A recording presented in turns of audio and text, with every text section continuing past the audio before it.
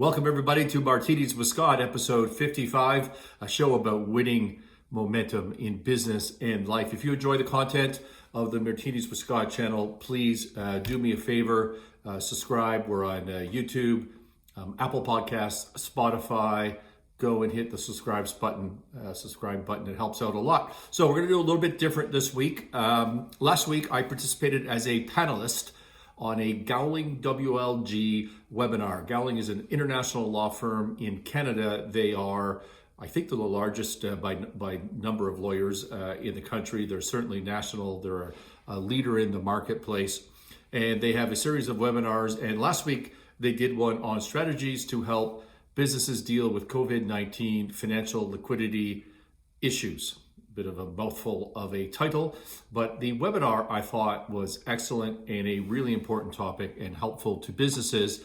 So I just want to talk about that today. And I was a panelist on the show, as I said, and in addition to me, there were three senior partners from Gowling WLG, one in Toronto, who is I believe the national leader for the financial institutions practice. So they're acting for banks and for lenders and private equity funds and that sort of thing. And a lawyer from Quebec and a senior lawyer from, both senior lawyers from Quebec and from Calgary, covering the western part of Canada. So this is a Canadian show. Predominantly the specifics in law and of the government programs are Canadian. My content about and contribution to the panel about helping businesses, I think, is international. So if you're going to watch this and you're not from Canada, as a business owner or management team, you could probably skip through the federal government and provincial government assistance programs. But the rest of the content is good for you. I think it's important. And if you're a Canadian business, I think it's dead on. It's relevant. It's current. And it's well worth a listen. So in addition to me and the three partners, there was managing director from Alvarez Marcel, a insolvency, bankruptcy, restructuring firm. And I just think the content worked really well and the panel was pretty good. So the topics it covers were liquidity, what is liquidity, and what is the current crisis in liquidity that businesses are facing and what they can do about it. So what strategies. Covers restructurings by agreement versus insolvency. It covers stakeholder perspectives into restructuring. So what is your bank thinking? What are your suppliers thinking? What sort of leverage do you have with your landlord? That sort of stuff. What are the responses of the financial institutions going to be? These are the senior lenders. The government support funds that are available, both federally and most of the provinces. Financial relief through CRA, that's another government program, the Canadian Revenue Agency, Canada Revenue Agency. And importantly, a lot about what I talked about was just how to plan and how to manage and things that you ought to be doing to get through this crisis. So I think it's a great webinar. I think it's important. Now, what I was tempted to do was it's on their website and it's a YouTube show, and I was going to sort of link into that and put this video on front of it, but I don't want to take their content, and I don't want to cause any problems with them. They're good friends of mine, these Gowling people. So all I'm going to do is I'm going to put the link in the description to this video. So I'm going to give you a direct link. Just click on it. You'll end up at their YouTube video with me on that, and go watch it. It's about an hour long. And as I said, there's some excellent real-time practical discussion to help you through this crisis. And the content is from more than just me, although I'm on there as well. Now, if you can't invest the time, if you don't have the hour to spend, cheers, by the way, let me quickly summarize my main points about how you plan your way through the liquidity crisis. And it really breaks down into three bullet points. One is you need to take a position. And what do I mean by that is you need to pick a date, a specific date that you believe that we are going back to work and what that looks like. And my advice to you is what that looks like is not going to be from 0 to 100. It's not a light switch. We're not going to be not working one day and be back to full speed in the economy the next day. There's going to be a gradual uptick and a gradual resurgence of the economy and people going back to work. So, but you need to have a specific time in mind and a specific buildup in mind. Otherwise, you can't plan. Okay, so for me, for example, when I started self-isolating, which we are still doing here, I'm in the basement of my country home in the mountains here at the moment, my unrenovated basement. I'm just laughing as I'm watching this video because I see that there's a tool from Roofers World sitting in the back there that I should have moved. On the other hand, go to roofersworld.com and buy yourself a red ripper and remove some shingles. Back on track. You need to pick a time. So so what I did was in mid-March, I said, okay, how long are we going to be self-isolated? And I said, well, it would be crazy if this went on for 6 weeks. Okay, so in mid-March, I thought, end of April, surely to God, this whole issue is going to be over. My experience in turnarounds, I've told you this before on this channel, is just whatever you think is going to be in timing, double it, because it always takes longer. So I took my 6 weeks, I double it to 12. That's 3 months. Where does that take me? To mid-June, dragging into late June. That was my time frame, okay? It doesn't matter if I'm right or wrong. You need to pick a date. It doesn't matter if you're right or wrong. You need a date to start planning. You can change that date tomorrow and adjust your plan accordingly. But if you say, I have no idea, it could be 2 weeks, could be 3 months from now, it could be 6 months from now, you can't plan. So that was my time frame.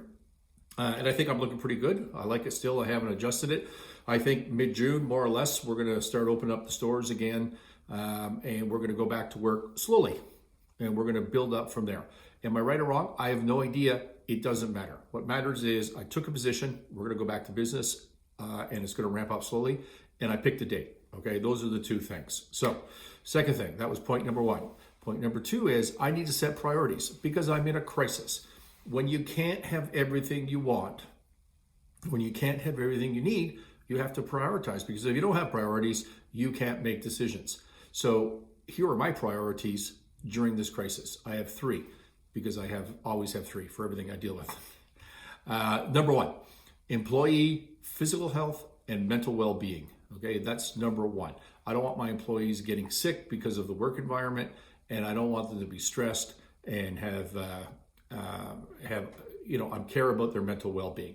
That's number 1. Number 2 is I want to make sure my employees have some cash flow. Doesn't have to be from me. Could be from government programs, but they have to be able to buy their groceries and pay their rent. Okay, that's my second priority.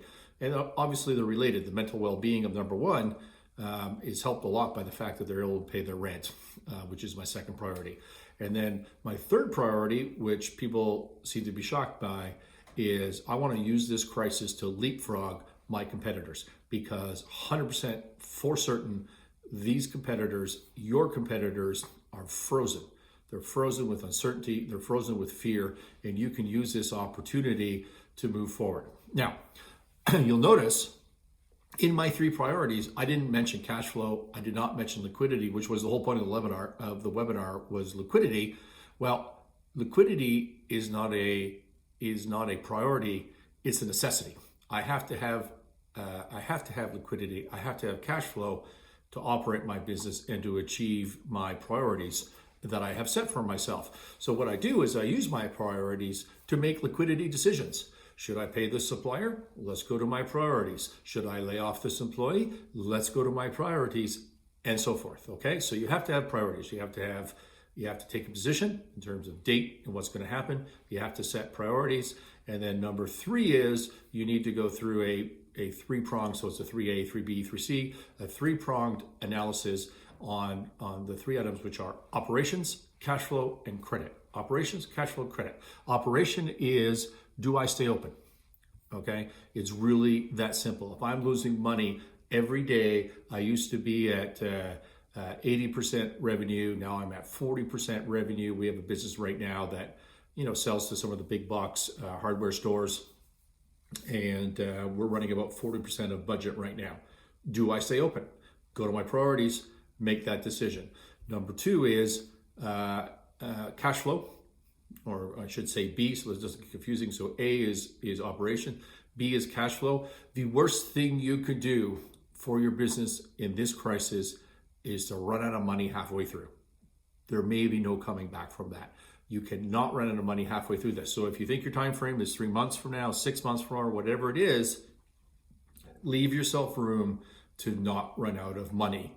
And you do that by restructuring, by not paying people, by dealing with the third part, which is credit. And if you're going to run out of money, just shut down your business right now. Go back to operations, shut it down, save your cash, build a war chest. Don't run out of money halfway through. Build a war chest, because at the end of this, you're going to need cash to either pay people back, right? Because if you didn't pay your suppliers, if you didn't pay your principal payments with your bank, you have to pay them back. So you need that war chest. Or you needed to pay the professionals to restructure your business in a formal or informal bankruptcy proceeding or restructuring process.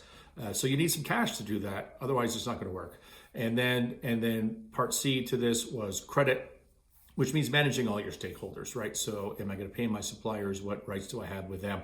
And so again, if I can reiterate, number one was take a position, pick a date, think about, pick a date and have a view as to what's going to happen at that time. How are we going to come back? Set your priorities for making decisions. I told you what my 3 are. And number 3 is review your operations, cash flow, and credit. Don't run out of money halfway through. That's your primary goal. At the end of the day, you need to think about coming out the other side of this and not running out of money halfway through, building a war chest of cash, and not losing momentum in your business. Don't let the fires of this crisis take over the momentum that you had before. You can double down on your business. I provided some content on this before. I will continue to do it. This is a great opportunity for you if you treat it that way. All right, a few programming notes. If you're a longtime listener or even a current listener, I've been messing around with different, this is episode 55, so we're relatively new at this, and I've been messing around with different formats by myself, interviewing other people, having a conversation with other people. 1 show a week, 3 shows a week, taking some time off, just an hour long, an hour and a half long, 15 minutes long, quick shots we were doing. So many of you will notice that many of you have noticed, particularly my mother, because you reached out to tell me that, hey, you didn't do a show last week, which is true. We did not do a show last week. And there was a reason for that, which is that I have just got off of 16 hours of a branding session for Martinis with Scott, and worked on what our content is going to look like, how we push this platform forward to be of more value to you. And so this is an ongoing process. I'm signed up for another 16 hours, I think, or some long period of time. So last week I did the 16 hours of that branding session, plus I did this webinar that I'm introducing to you now, which was just released today. No, it was released Tuesday, by the way. But anyways, I had a lot of content last week. You just didn't get to see any of it. But one of the conclusions from this is we're going to go back and we're going to focus for the time being on a conversational show with an expert or just somebody I find interesting. We're going to have a conversation, and we're going to continue to deliver the same type of content, meaning strategies to help you with winning momentum in business and life. But we're going to do it once a week. We're not going to do multiple times a week, and we're going to release them non-live. They're going to be pre-produced or pre-shot, but we're going to release them Thursday at 4 p.m. Eastern as best we can. And most of it in this environment, of course, will be done on Zoom. So we're not going to be in a room together, but obviously that will change as we go forward. So that's what the new look's going to be starting right now. And okay, that's it on the format. Now, the last thing I want to do in this new generation of Martinis with Scott is, in addition to those conversations, I'm going to try and engage a little bit with some of our followers and the questions that they throw at me during the week, because I'm getting more and more responses to content, new questions that have nothing to do with the content. And so I'm going to pick a few of those and just try to answer them live, or not live, but on this show for everybody, as opposed to a response in the description or a private email or what have you. So this week, I just wanted to touch quickly on these on CannTrust. I promise never to do a CannTrust show again in case something crazy or interesting happened. That hasn't happened, but I think I've had from the last show and the bankruptcy, the CCAA filing, which is a form of bankruptcy protection in Canada, similar to a Chapter 11 in the US. I've had many, specifically 87% positive comments on that. But I've had a couple of people push back, and a couple of people who are positive but disappointed, which I definitely understand. I mean, the most of you that are interested in that part of the show are retail investors, and you've spent some money on this thing, and you are victims of a fraud, maybe an unproven fraud, maybe an alleged fraud, but in my personal view, this is clearly a fraud, again, in my personal view, and you're the victim of that. So that deserves a lot of empathy, and I certainly have that. So what's new on CannTrust? Why am I raising the issue? What have some people asked me or talked about? Okay, so CannTrust received, in a sense, a partial license. I think it was this week sometime, maybe it was late last week. Similar to, so they're allowed to plant some mothering plants is the bottom line. And so it's similar to a limited cultivation license. In Canada, they have a cultivation license and then a sales license and a processing license. Those are your primary categories. This license specifically lets, as I understand it, from what I read in the press release, assuming that's accurate, lets them plant some mothering plants. It's not a sales license, but it is clearly the beginning of Health Canada engaging with CannTrust, with CannTrust. Is clearly, in my view, the beginning of the remediation of the regulatory licensing process, which is terrific. But what does that mean to you? As a shareholder, what does that mean to you? I know that I talked to a bunch of followers on the channel here, and they said, well, we're retail investors, we've spent some money on this, and we're in it for the pop when they get the license. The stock's going to go from, $1 or $2 or whatever it was at the time.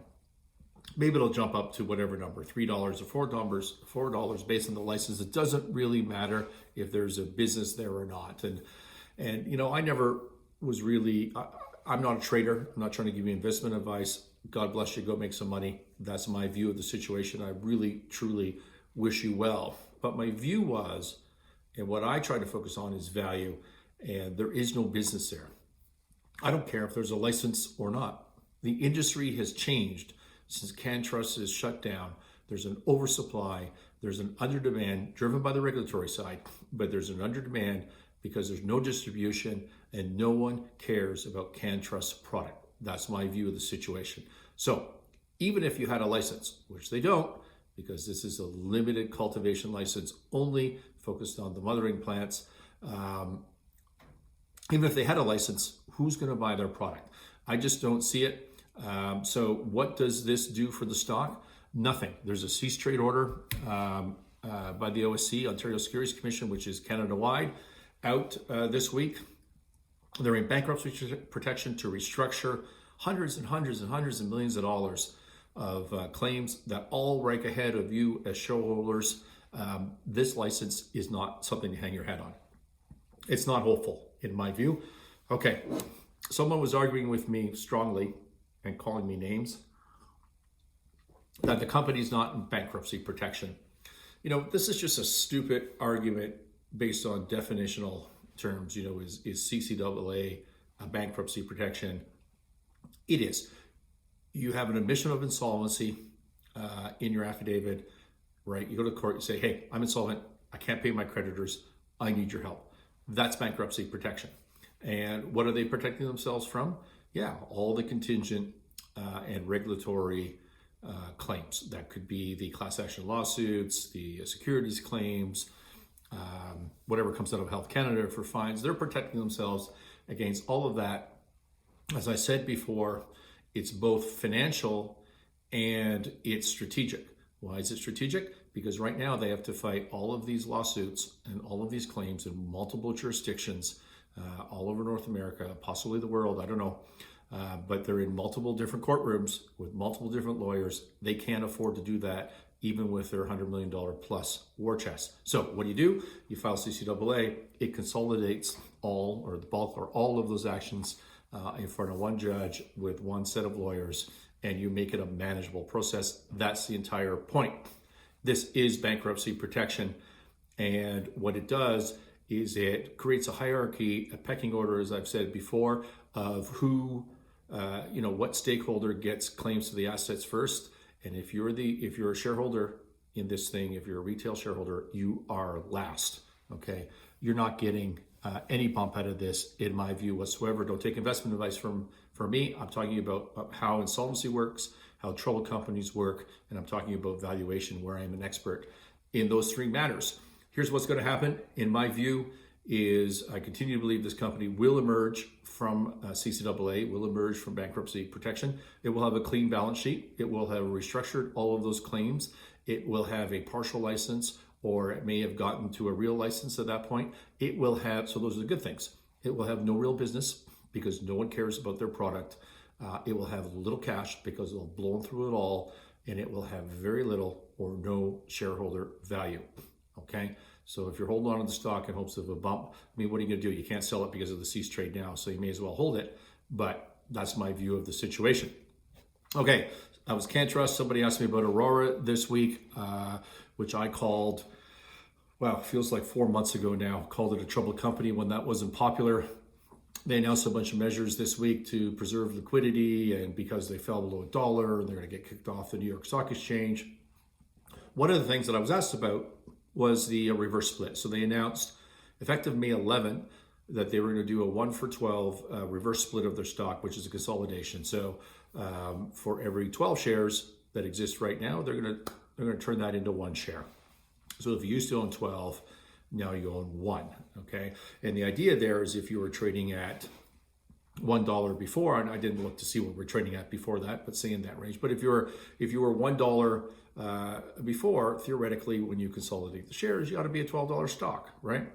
Okay, will that work to get the shares above $1? Well, yeah, it will, obviously, because it was valued at, say, $1 now. And again, I didn't look at the share price. I should have done that, but below $1.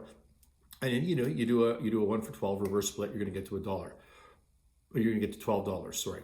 But are you going to stay at $12? No. Here's what I want you to understand. So the answer to the question was, will this work? Yeah, it will. That's just math. But what's going to happen is, your $12 is going to start sagging to 10, to 9. And the rule of thumb is you do these sorts of reverse splits, you're going to lose 20, 30% of your shareholder value, of your market cap right away. I don't have any empirical evidence to show you that. That's just a rule of thumb from my days working in that sort of stuff. And you're going to see it here. And the smaller the share price before you start, the worse that discount is.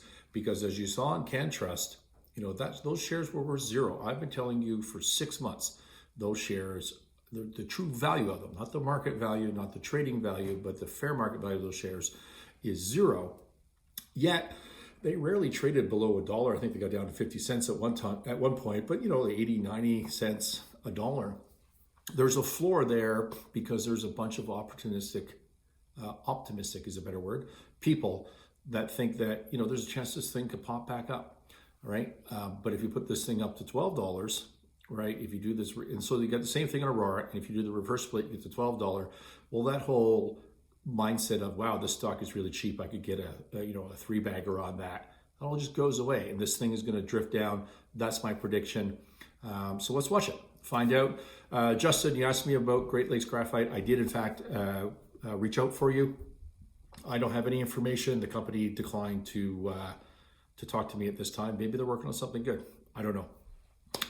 Go watch the Gowling's webinar. Link is in the description. I hope you enjoy it. Talk to you next week.